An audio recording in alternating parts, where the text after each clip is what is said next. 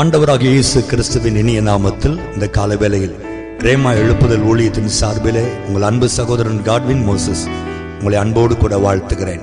இந்த நாள் முழுவதும் தேவ கிருபை உங்களோடு கூட இருப்பதாக. ஆமென், ஆமென்.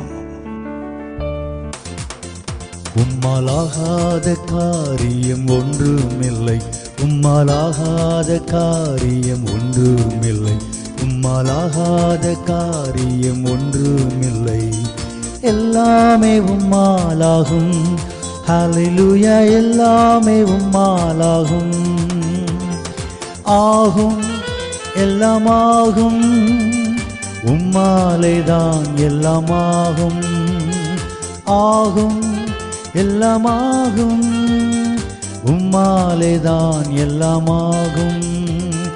எனக்கு குறித்ததை நிறைவேற்றி முடிப்பவர் நீரே, ஐயா நீரே.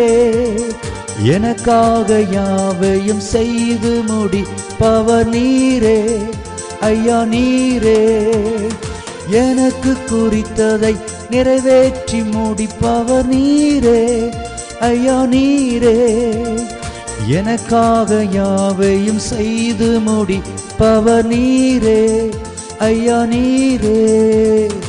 அப்பா உமக்கு ஸ்தோத்திரம், அன்பே உமக்கு ஸ்தோத்திரம். அப்பா உமக்கு ஸ்தோத்திரம், அன்பே உமக்கு ஸ்தோத்திரம்.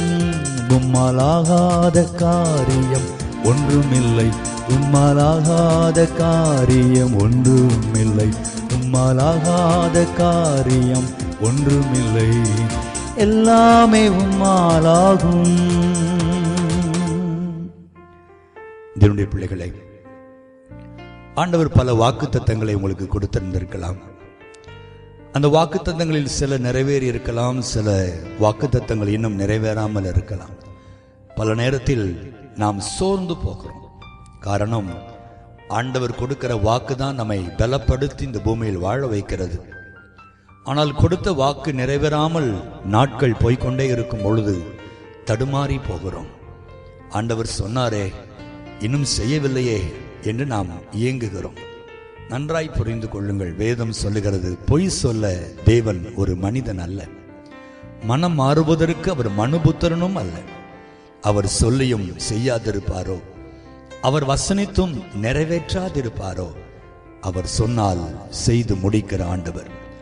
எத்தனை வருஷங்கள் ஆனாலும் அவர் சொன்னதை செய்து முடிப்பார்.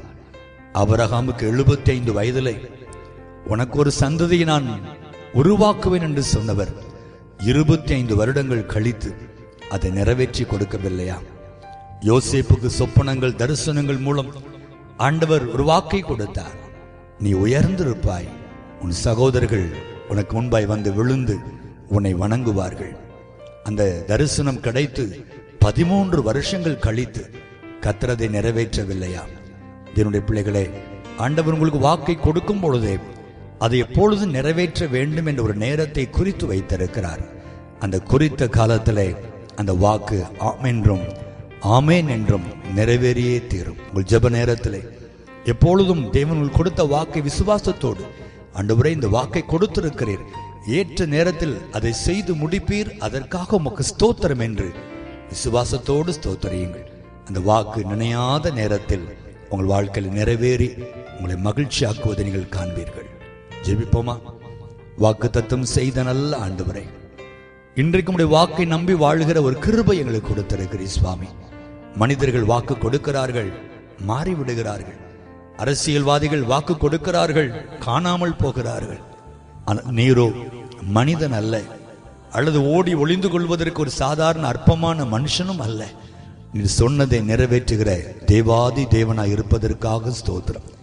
ஆண்டவரே, எங்களுக்கென்று நீர் கொடுத்த வாக்கை ஏற்ற நேரத்தில் கண்டிப்பாக நீர் நிறைவேற்றுவீர், அதற்காய் ஸ்தோத்திரம். இப்பொழுதும் அன்பு பிள்ளைகளுக்காக நான் ஜெபிக்கிறேன். யாரெல்லாம் வாக்கு நிறைவேறவில்லை என்று ஏக்கத்தோடு இருக்கிறார்களோ, அவருடைய வாக்கு தத்தங்களை இன்றைக்கு கர்த்தர் நினைவு கூர்ந்து நிறைவேற்றி உடைய பிள்ளைகளை மகிழ்ச்சியாக்கும்படி ஜெபிக்கிறேன். எந்தெந்த வாக்கை கொடுத்தீரோ அதையெல்லாம் நிறைவேற்றி வாக்குத்தத்தம் பண்ணினவர் உண்மையுள்ளவர் என்று நம்முடைய பிள்ளைகள் சாட்சி சொல்லும்படியாய் அற்புதங்களையும் அதிசயங்களையும் காண பண்ணும்படி நான் ஜெபிக்கிறேன். நீர் எவ்வளவு உண்மையுள்ள ஆண்டவர் என்பதை ஒரு விசை நிரூபிக்கும்படி நான் ஜெபிக்கிறேன் ஆண்டவரே.